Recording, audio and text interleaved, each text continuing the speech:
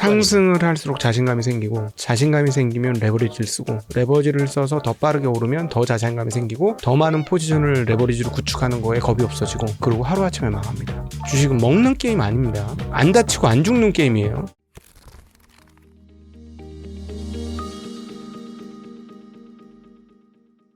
다시 본론으로 들어가서, 아니 근데 아까도 뻔한 주식이 잘 됐다, 네. 뻔한 주식이 3, 4년 더 잘 될 거다 말씀을 해주셨는데, 특히 올해는 대형주 위주의 시장이었지 중소형주 수익률은 거의 뭐 대형주의 반도 네. 안 되잖아요. 네. 앞으로는 좀 어떨까요? 중소형주가 너무 앞으로도- 힘을 못 써서 앞으로도 그렇죠. 코스닥은 보이지도 않아요.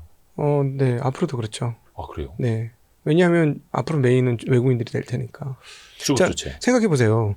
외국인들이 5천억짜리 이하 회사를 보았을 때 무슨 생각을 하겠어요?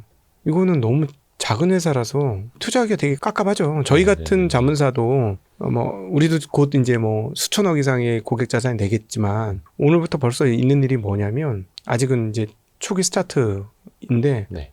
줌을 못 받으네요. 그 주식이. 오늘 떨어진 날이잖아요. 예. 저희는 신났죠. 드디어 살 수 있어. 근데 거래량 막 엄청 걸어놓지. 매수가에 막 걸어놓는 거야. 뭐 만주 뭐 이렇게 걸어놓으면 안 내려와요. 안 내려와. 그럼 이게 살 때도 이렇게 힘들면 팔 때는 보통은 힘들죠. 물론 이제 시장이 화랑이 되면 좀 팔아지기 쉽겠지만, 외국인 입장에서 보면 중견 이하 기업들이 내용이 아주 좋지 않으면 손이 잘 안 갈 거다. 어쩔 수 없다 이건.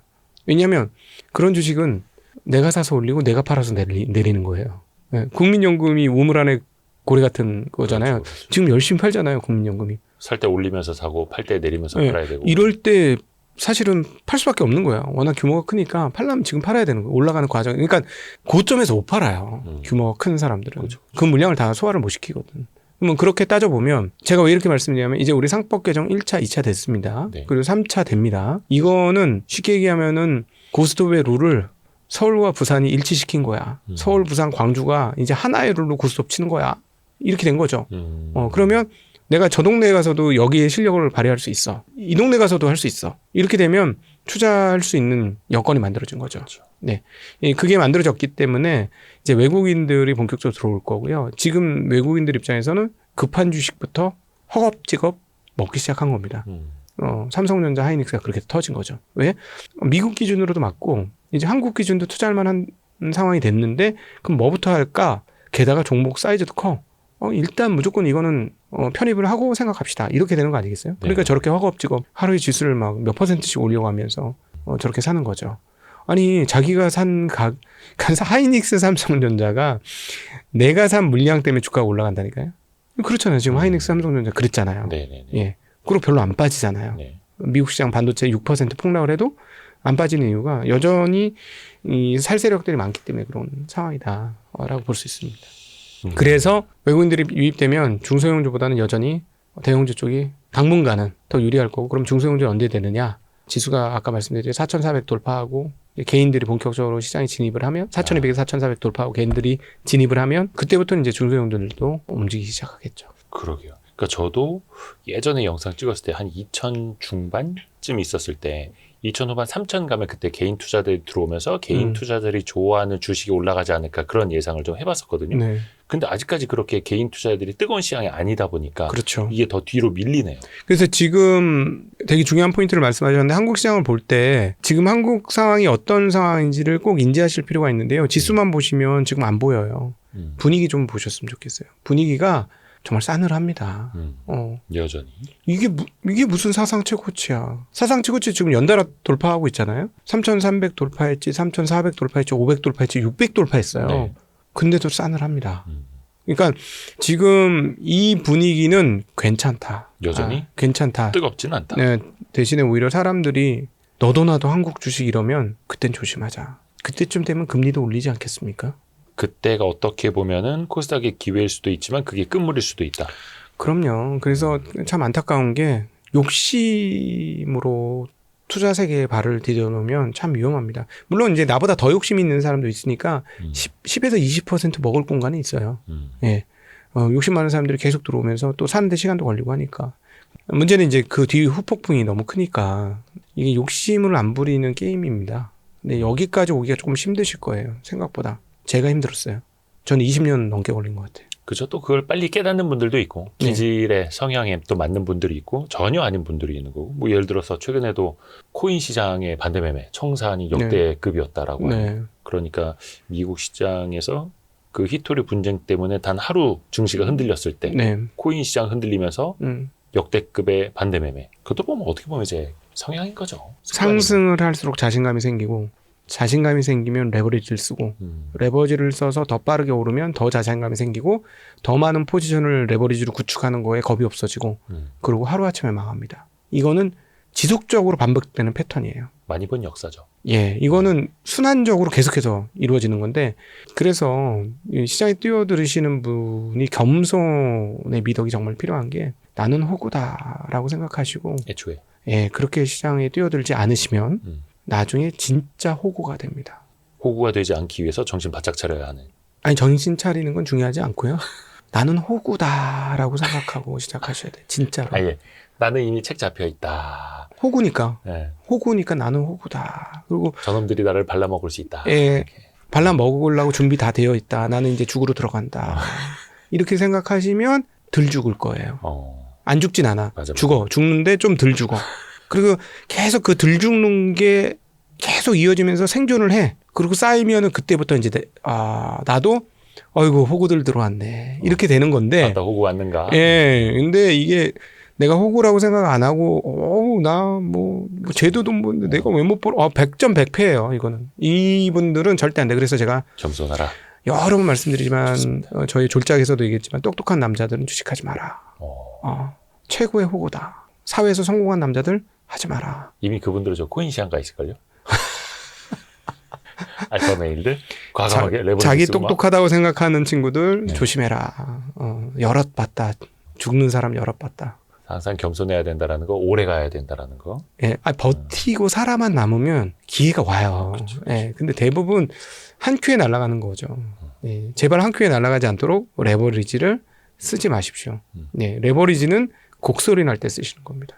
근데 이거는 혈기왕성한 사람들한테는 잘 귀에 안 들어옵니다. 아, 그렇구나. 근데 대표님도 네. 젊은 시절에 막 그러셨을 거 아니에요. 막 그럼요. 과감한 투자. 예, 죽었잖아요. 공격적인. 20년 죽었잖아요. 제가 정말 그 여기 있는 훌륭하신 분들이 일찌감치 네, 네. 저의 스승이었다면 예.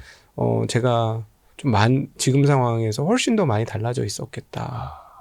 왜 나는 수많은 스승이 있었으나 내가 정말 지금 시점에 생각하는 꼭 필요한 스승이 없었을까를 생각해 보면 스승이 없었던 게 아니고 제 귀가 닫혔던 거예요. 그렇죠. 누구나 그렇죠. 네. 위대하신 분들 많습니다. 저도 이거 부적처럼 만들어 갖고 입고 있는 건데 이따 가시는 길에 하나 챙겨드릴게요. 하나 챙겨드릴게요. 부적처럼. 네. 여기 벤자민 그레이엄부터 워런 버핏, 찰리 멍거, 뭐 하워드 막스까지 다 있습니다. 이거 판매용은 아닙니다. 섹터를 좀 더 여쭤볼게요. 네. 반도체가 이제 수급을 막 빨아들여가다 보니까 네. 기존의 주도주인 조선방산이 많이 쉬고 있거든요. 조선방사는 안드로메다죠. 우주선이지 우주선 배가 아니고. 어디 너무 멀리 가 있어서요. 네. 우주선이에요. 우주선도 배잖아요. 근데 얘네들이 지금 우주선이 됐어요. 네. 네, 이 얘기하면 엄청 또 욕하실 건데 저는 뭐 어쩔 수 없죠. 제 운명이니까. 제가 2차 전지 22년에 이거 이렇게 하시면 여러분 큰일 나요. 다 죽어요. 이렇게 얘기했다가 350개의 악플이 달리더라고요. 그래? 네가 그러는 거 보니까 네가 뭘 알아? 막 이러면서 난리가 났었어요. 잘 모르죠. 네, 업황 좋다는 건 알고 그건 알지만 제가 뭐 그 업에 대해서 얼마나 알겠습니까? 근데 제가 눈에 보이는 건 사람들이 너무 열광하고 있다는 거예요. 저는 열광하는 자리는 가지 말자. 이게 제 소신이고 주의고 이 원칙이 저를 사망의 음침한 골짜기에서 저를 구해준 하나의 투자의 태도 아닌가라고 생각하거든요. 곽상준 대표님의 성향 스타일이라는 거죠, 이거는. 조선방사 또 사람마다 또 생각 많이 바뀌니까. 그러니까 빨리 짧게 빠르게 부자가 되고 싶으니까 시세가 좋은 쪽 그리고 당분간 좀 좋아 보이는 쪽에서 자꾸 놀고 싶은데요. 이 복리 개념은 경험을 하셔야 알게 됩니다. 이게 참 그렇더라고. 제가 어려서 투자 관련 지금 여기 뭐 엄청난 투자 관련 도서들이 있지만 저 어렸을 때 약관의 나이 때는 한국에서 한 50권 정도 책을 읽으면 더 이상 읽을 책이 없어서 투자 관련 책이 지금처럼 많지 않았어요. 그때는 뭐 미국도 이제 막 좋아진 시장이고 해서 주식 관련 책 쓰는 사람들이 그렇게 많지 않았거든요. 옛날에 주식 관련 책은 막 일본 책 막 번역해서 들어오는 거 네. 이런 그리고 거 미국 네. 좀 유명한 뭐 버핏 책 몇 권 있고 뭐 이런 식이었으니까 그렇게 공부할 게 많지도 않았어요. 젊은 나이에는 저도 빨리 부자가 되고 싶어서 그렇게 했었는데 책에서 복리가 무엇인지 많이 읽었죠. 이론적으로는 알겠잖아. 곱하기로 늘어난다, 자산이. 네. 그게 복리잖아. 곱하기로 늘어나는 게. 네. 근데 우리는 복리를 어떻게 계산하냐면 곱하기로 늘어나는데 중간에 0이 끼일 수 있다라는 사실에 대해서 자꾸 인정을 안 하려고 드는 거예요. 근데 0이 끼는 순간 곱하기가 아무래도 코인처럼 그렇죠. 녹아내죠. 나는 그동안에 100배 먹었어요. 이게 빵이 될 수 있는 거잖아요. 이거를 깨닫는 게 중요하고 0이 들어가면 안 된다는 걸 깨닫는 게 중요하고 또 하나 0이 안 들어가게 하는 방법이 무엇인지를 깨닫는 게 중요해요. 그러고 나서 복리가 이렇게 경험적으로 터지면 이게 꼭 느린 게 아니구나. 이걸 느끼는데 이 문제는 뭐냐면 책으로 안 배워지더라는 거야 이게. 심지어 제가 제 책에도 복리가 중요하다고 썼는데 지금하고 그때하고 비교를 해보면 지금 느끼는 복리의 위력이 월등히 더 큽니다. 네. 그래서 핵심 포인트는 뭐냐면 다칠 자리, 그다음에 죽을 자리 이런 데를 피하는 게 최우선이에요. 주식은 먹는 게임 아닙니다. 안 다치고 안 죽는 게임이에요. 이 얘기를 빨리 이해하시는 게 좋아요. 안 죽고 안 다치면 기회는 반드시 옵니다. 근데 기회라고 잡았는데 그게 내 죽을 자리, 내 다칠 자리면 그 이후에 올 수많은 기회들을 송두리째 이룰 수가 있어요. 근데 이거는 역사가 증언하고 있는 수많은 이야기들입니다. 물론 이제 특정 섹터가 죽을 자리라고 말씀하시는 건 아닙니다. 네, 그렇죠. 그 중에서도 좋은 기업들이 있겠죠. 네. 있겠는데 저는 이제 일반론을 말씀드리는데요. 이 업이 한국의 미래고 한국을 새롭게 세울 거고 그럴 거라고 믿어요. 난 2차 전지도 그렇게 믿었어. 그게 이게 한국의 중요한 산업이고 2차 전지 잘 돼야 되는 거고 믿어요. 근데 주가는 너무 과열이었어요. 근데 그거를 네. 좋은 산업으로 보는 것과 내 포트에 담는 거는 완전히 이제 별개의 이야기. 주식시장의 핵심적 특징이 상상의 산물이고 인간의 고유한 영역이 상상할 수 있는 존재라는 거고 상상을 실제로 구현할 수 있는 곳이 주식시장이고 그래서 그 상상의 영역이 얼마까지 들어가 있는지를 계산 못하면 주식시장에 뛰어들면 안 된다. 죽는다. 꿈이 있는 주식들 막 이렇게 생각을 할 때 근데 다만 거기에서 리스크 관리를 확실히 또 해야 한다는 게 곽상주 대표님의 지론이시고 꿈을 투자하려면 어렸을 때 꿈에 투자해야죠. 꿈이 만개했는데 꿈을 꾸면 안 되지. 저는 그거예요. 제가 왜 이렇게 말씀드리냐면 하나 땡땡땡땡땡이 돈을 걔네보다 10배 많이 버는 현대차보다 비싸요. 자동차는 매년 소비되는 품목입니다. 매년 전 세계적으로 9천만 대 가까이가 팔려요. 네네네. 그리고 매년 팔아야 돼요. 탱크는요. 비행기는요. 매년 파는 거 아니거든요. 물론 지금 없는 국가 채워줘야 되겠죠. 그때는 좋겠죠. 제가 공군 나왔어요. 네. 2003년, 4년, 5년, 6년 공군 나왔거든요. 그때 무슨 비행기를 저희가 고쳤는지 아세요? 팬텀. F5 팬텀을 고쳤습니다. 네. 그게 언제적 비행기예요? 1970년 월남전의 주력기입니다. 잠깐만 F5가 제공호인가? F5 죄송해요. F5 제공호 그러니까 F4 팬텀 마지막으로 그 제공호가 공식 퇴역한 게 얼마 안 됐어요. 네. 작년인가요? 네, 그러니까 그 비싸가지고 오래 써야 되거든요. 계속 분해 정비하면서. 그러니까 자동차하고는 소모성에서 다르거든요. 왜 애플이 시가총액 1등이야? 소모성 짱이잖아요. 요즘 막 젊은 친구들은 1년에 한 번 바꾸고 아니면 2년, 3년, 4년에 한 번씩 바꾸잖아요. 자동차보다 회전이 빠르지 않습니까? 근데 군수 장비는 자동차보다 회전이 훨씬 느려요. 근데 자동차보다 더 비싸다? 업황은 좋은데 성장도 엄청나게 할 것 같은데 좀 잘 모르겠네. 네. 근데 이제 전력은 조금 다른 것 같습니다. 그래요. 전력은 좀 다른 것 같아요. 전력기기. 예, 전력은 좀 다른 것 같은 게 사실은 국방도 이쪽으로 연결되긴 하는데요. 제가 요즘 하고 되는 얘기가 뭐냐면 2000년부터 2015년 사이에 우리가 중국을 상대로 장사를 했다. 지금 그 컨셉을 지금 미국으로 옮겨서 해야 된다. 네. 라는 얘기를 해요. 지금 보니까 미국이 여기 개털이었네. 미국이라는 나라가 대단한 나라인 줄 알았는데 뭐 이거 아무것도 없네 이거. 이런 상황이 온 거예요. 야 얘네 이거 우리나라가 안 만들어주면 뭐 제대로 만드는 거 하나도 없겠네. 겉으로 번듯한 일만 했고 힘든 일을 하나도 안 했네. 이걸 이제 알게 된 거죠. 거의 제조 기반이 없어. 그러니까 이거를 우리가 도와줘야 되는 거죠. 근데 제조업의 기반이 되는 기간 산업 자체가 무너져 있는 거예요. 그러니까 요즘에 느끼는 게 참 버핏이 많이 생각했구나. 전력주 투자한 게 언제입니까? 에너지 관련주 투자한 게. 벌써 횟수가 벌써 수년이 지났어요. 왜 저렇지? 왜 전력회사 이런 거 왜 투자했지? 저 구닥다리를? 상황이 이런 상황이구나. 그거 이제 워런 버핏 그 관련된 그 주주서한 보면 나오는 내용인데요. 이 전력 관련 투자했던 내용들. 그러니까 고정 수익이 항상 나오고 비용을 줄이면 꾸준히 한 두 자릿수의 수익이 나온다. 전력 관련 회사에서. 뭐 이런 얘기가 나와요. 그만큼 얘네 인프라가 뒤쳐졌는데 여기서 갑자기 전력 소요 대마왕이 등장했잖아요. AI가. 그러니까 이거는 지금 굉장히 급해진 거고 그렇다고 지금 저렇게 중국하고 싸우는데 사실 중국 쓰면 싸죠. 중국 태양광 패널 사용하고 이러면 되는데 그렇게 못할 거 아닙니까?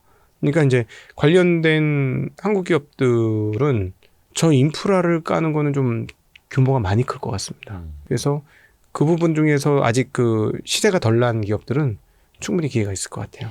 그럼 조선은 뭐냐 이렇게 물어보면 조선 좋죠. 시세가 낮잖아요. 시세가 난 거고요. 전력기기 중에서도 시세가 안 난 주식이 있어요. 예, 찾아보면 이거 아직 시세가 조금 더 날 수 있는데 하는 것들이 좀 있습니다. 그래서 그런 것들은 좀 송배전 쪽이 너무 깊이 들어가네요. 네. 네, 너무 깊이 들어가고 또 이제 투자자문사 운영하고 계시니까 또 컴플라이언스 문제가 있을 수 있으니 종목 사이즈가 작아지잖아요. 네. 그래요. 근데 그 자동차 섹터는 긍정적으로 보시죠.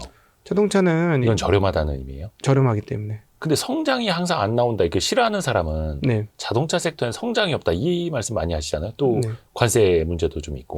그럼 거꾸로 한번 물어볼게요. 관세 풀리면 어떻게 되는데? 그러니까 싼 거다. 현재 주가가 적정한가? 한번 항상 우리의 생각을 뒤집어서 생각해. 엎쳤다 매쳤다 뭐 이런 것들을 투자할 때 한번 항상 가지시는 태도가 중요한 것 같은데요. 지금 모두가 별로 자동차에 대해서 굉장히 안 좋게 보는데 미국이 저렇게 뭐 거기는 자동차 회사는 가지고 있으니까 저렇게 하는데 결국 자동차 관세나 이런 것들을 자기네 자국 기업이나 이런 데 모두 많이 붙여가지고 인플레이션을 솟구치게 할 수 있을까 하는 의문과 만약에 관세가 인플레이션을 건드렸을 때 결국은 후퇴해서 뭐 자동차에 대해서 관세를 조금 내려준다거나 뭐 이렇게 되면 어떻게 될까 또 한번 고민해 봐야 될 것 같아요. 그리고 이제 또 중요한 포인트 저희가 좋게 생각하는 포인트 중에 하나는 이 업이 지금 투자자 입장에서 굉장히 안정적인 현금 창출 능력을 가지고 있느냐 이게 되게 중요한 것 같아요. 저희는 그걸 제일 중요하게 보거든요. 현금으로. 예, 기업의 현금 창출 능력이 어떠하냐라는 걸 보는데, 이 회사가 관세가 잘못돼가지고 현금 창출 능력이 떨어졌을 때 주던 배당을 안 줄까? 아닐 것 같아요.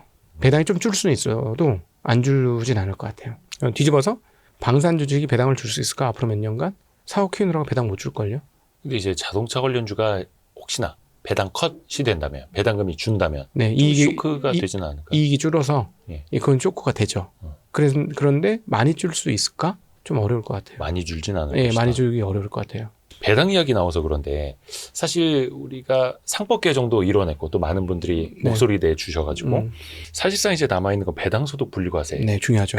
가장 큰 고비일 것 같아요. 엄청 중요하죠. 근데 이거는 예산안 부수법안으로 이제 세법이 들어가는 거다 보니까 12월 말까지는 어찌됐든 간에 결론이 날 것 아닙니까? 네네. 근데 지금 한 10월 중순이 됐어요. 벌써. 2달여 남았는데 지금 상황에서 배당주 투자 전략은 좀 어떻게 보고 계세요? 이게 이제 리스크를 감수한 투자죠. 예. 저는 리스크는 여러 데서 감수해야 된다고 생각합니다. 뭐냐면 배당 소득 분리과세가 안 되면 관련 주식들이 좀 빠질 것 같아요. 근데 이제 배당은 받잖아요. 받기는. 예. 배당 받는 거는 받는 거고. 근데 만약에 배당 소득 분리과세가 통과되면은요. 배당주는 어떻게 될까요? 지금의 불확실성이 해소되고 상상력을 한번 동원해 보세요. 어떻게 될 건가? 뛰겠죠, 당연히. 그러면 떨어지는 게 클까요? 뛰는 게 클까요? 배당소득 분리과세 됐을 때. 뛰는 게 크긴 하겠습니다만. 네, 배당소득 분리과세가 안 되면 빠지겠죠? 네. 예. 그리고 세금 문제로 있어서 개인적으로 뭐 종합과세자들이 또 팔겠죠? 주가 떨어질 거라고 봐요. 그러면 얘네들이 배당 컷을 엄청나게 하냐? 뭐 그건 아니잖아요. 오히려 배당 수익률은 더 좋아지죠. 배당을 주는 거잖아요. 예. 그러면은 이제 리스크 헤지의 방법 중에 하나는 그래 배당률이 올라가면 더 사는 거. 이게 이제 리스크를 순화시키는 방법 중에 하나인 거고. 근데 만약에 뒤집어서 배당소득 분리과세 통과됐어. 그럼 이 주식은 어떻게 될 건가? 고민 한번 해봐야 되는 시점인 것 같거든요. 상방이 어디까지 열려 있을까? 하방은 어디까지 열려 있고 상방은 어디까지 열려 있을까? 요거는 저는 리스크를 한번 감내해 볼 수 있는 영역 아닐까? 예, 당할 걸 각오하고 한번 해보자. 그거죠. 그러네. 그러니까 기회와 리스크 무게를 재봤을 때 저울. 네. 기회가 훨씬 더 좋다라는 거죠. 기회 요인이. 한국의 부자들이 부동산 사가지고 좀 월세 받아갖고 수익 창출하잖아요. 근데 이제 그분들이 지금 수익률이 상당히 많이 떨어져 있잖아요. 5% 이상 나오는 게 별로 없지 않습니까? 네, 부동산은. 네. 근데 배당소득 분리과세가 되면 예를 들어서 시가총액 상위 종목 중에서 배당이 한 5% 내외 정도 주는 기업들이 있다면 그분들의 자금 동향이 어떻게 될까요? 그거 한번 상상 한번 해보셔야 되지 않을까요? 제가 보기에는 건물 하나 들고 지내는 것과 수십 수백 개의 건물을 짓는 도시를 가지고 있는 기업들의 안정성을 비교해 보면 어느 순간이 지나면 사람들이 그걸 깨달을 거라고 봅니다. 예. 그러면 그때 되면 그때야 비로소 부동산 투자 자금이 좀 네. 증시로 넘어오지 않을까 네네. 그런 생각이 네, 좀 그것도 아까 반도체처럼 시간이 걸리는 과정이지 않겠느냐라고도 보는데 결국은 저희가 보기에는 마치 그 부동산이 세상에서 제일 안전한 것처럼 보이지만 일본을 봐도 그렇고 중국을 봐도 그렇고 안전하지 않거든요. 그러면 예를 들어서 삼성전자가 안전해? 여기 아파트가 안전해? 라고 물어보면 지금 당연히 아파트가 안전해 이러겠죠. 근데 까놓고 생각해 보세요. 삼성전자는 도시를 만드는 기업이에요. 수원, 영통. 이 도시가 사실상 삼성전자의 배후 도시 아닙니까? 그러네요. 예. 삼성전자는 도시를 만드는 기업이고요. 내가 갖고 있는 건 한 동네에 있는 아파트 한 채예요. 뭐가 더 안전하냐. 고민을 해봐야죠. 좋습니다. 근데 여기서 배당이 나오면, 그러면 예, 배당이 나오면, 맞아. 이런 생각할 수 있지 않을까. 그런 상상력이 좀 필요하지 않을까요, 지금? 저는 그런 생각이 좀 듭니다. 네. 또 하나가 증시 호황과 함께 증권주가 굉장히 많이 올랐었다가 최근에 네. 또 조정을 또 많이 받기도 하고 네. 증권주도 또 배당하면은 또 밀리지 않지 않습니까? 저는 증권주에서 관심이 가진 부분이 주주 환원율이에요. 주주 환원율, 네, 이거. 총주주 환원율이요? 네, 이 부분을 굉장히 중요하게 봐요. 왜냐하면 은행주 너무 좋죠. 근데 은행주 주주 환원율이 올라올 만큼 올라왔어요. 추가로 올라올 수 있는 여력이 선진국 대비로도 이제 많이 줄었습니다. 이제 KB가 50% 넘었잖아요. 얼마나 더 늘릴 거야? 저는 자본 여력도 봐야 되니까. 저는 그게 더 관심이 생겨요. 오히려 증권 쪽에서. 증권은 주주 환원율이 아직 낮아요. 주식시장이 좋아지면은 뭐 하우스 장사니까 이익도 좋아지죠. 예, 그러면 쉽게 얘기하면 이렇게 비트코인 해서 두나무하고 업비트 빗썸이 사실은 증권 브로커가 한 거하고 똑같은 걸 코인 브로커를 한 거예요. 그렇죠, 그렇죠. 네. 그 막 조 단위로 벌잖아요. 그래서 우리은행 현금 주고 사겠다고 한 거 아닙니까? 은행은 현금 주고 사겠다고 했어요. 코인 거래소가 우리가 은행 저거 사면 안 되냐고. 그 정도로 떼돈을 버는 거잖아요. 시장이 활성화되니까. 자, 그러면 증권 시장이 만약에 뭐 4,000포인트 넘어가고 막 이런 식으로 돼서 활성화되면 누가 돈을 제일 많이 벌 거냐 생각해 보셔야 되고, 근데 주주 환원율이 높으냐. 근데 일반인들 봤을 때 사촌지간이라고 생각하는 사실은 앙숙지간이죠. 은행과 증권은. 앙숙이에요? 리스크 측면에서 보면 한쪽은 리스크 회피고 한쪽은 리스크 그러니까 테이킹이에요. 포트 개념으로 봤을 때. 그러니까 우리 일반인들 봤을 때 같은 금융업종이라고 생각하고 비슷하다고 생각하잖아요. 금융그룹 내에서요? 저는 근데 내부 안에서 보면 끝과 끝입니다. 그렇죠. 껍데기만 비슷하지 실질적인 내용은 하나는 방패고 하나는 창이에요. 완전히 달라요. 완전히 다른데 그동안에는 방패 우위의 시장이었죠. 은행. 예, 은행 그리고 부동산이 좋았고 부동산 이코르 은행 이렇게 된 건데 지금은 주식 시장과 그 자본 시장이 좋아지잖아요. 그러면 예를 들어 남들 보기를 야 은행은 야 주주환원 50%인데 니는 뭐해? 이렇게 될 수 있잖아요. 예, 그러면 주주환원율이 낮은 게 오히려 향후 보면 주주환원을 높일 수 있다는 측면에서 기회 요인이 될 수도 있다라는 생각은 가지고 있습니다. 그렇게 해서 주주 환원율이 아직 낮기 때문에 더 기회가 될 수도 있는, 또 이것도 역시 배당소득 분리과세 법안이 연말에 또 시장이 원하는 방향으로 뭐 최고세율 예를 들어 뭐 27.5% 이렇게 되면 또 훨씬 더 좋아질 수 있어요. 그럼요. 네. 굉장히 큰 건입니다. 이번 건은 진짜 큰 건이에요. 그 배당소득 분리과세가 상법 개정은 시간을 두고 반영이 될 이슈고요. 배당소득 분리과세는 바로 지금 시작될 이슈입니다. 네. 굉장히 큰 이슈예요. 부의 지도가 달라질 수 있습니다. 아니, 삼성전자 투자를 안 하는 이유가 주가 변동은 많은데 나한테 떨어지는 게 없거든. 물론 이제 예전보다 많이 좋았죠. 3%대 배당 많이 하잖아요. 3%대 중반 막 이렇게 주니까 많이 좋아졌는데 근데 이건 영업불변이 나올 것 같은데 임대료는 이 배당은 영업불변이 나올 것 같지가 않잖아요. 근데 배당소득 분리과세가 되면 대주주들이 제일 좋아요. 대주주하고 소액주주들의 이해가 결합한 매단되는 상황이 이 건입니다. 대주주들 입장에서 배당을 안 해줄 이유가 하나도 없어요. 배당이 늘어날 겁니다, 분명히. 그렇죠. 오랜만에 모셔가지고 진짜 알짜 같은 이야기 많이 들었습니다. 그러네요. 시간이 후딱 지나갔네요. 저희 채널에서 얘기했어야 되는데. 아닙니다. Y3에서만 이제 하시는 걸로 하고. 그래서 증시각도기 TV 그리고 매트릭스 투자자문 대표 그러니까 매트릭스 투자자문의 모피어스. 네. 안경을 바꾸시라니까요. 코에다 살짝 걸치는 거 있잖아요. 조그만한 거. 그쪽보다는 제가 조금 더 미남자가 아닌가 싶습니다만. 그러니까 그럼 외모는 네오로 하시고. 그거는 말도 안 되는 그럼 욕 먹습니다. 이쪽도 아니고 저쪽도 아니고. 네, 그냥 한국판 모피어스로 하겠습니다. 머리가 덜 빠진. 네. 매트릭스 투자자문의 곽상준 대표였습니다. 감사합니다. 네, 대표님. 고맙습니다. 고맙습니다. 네. 고맙습니다. 고생하셨습니다. 네.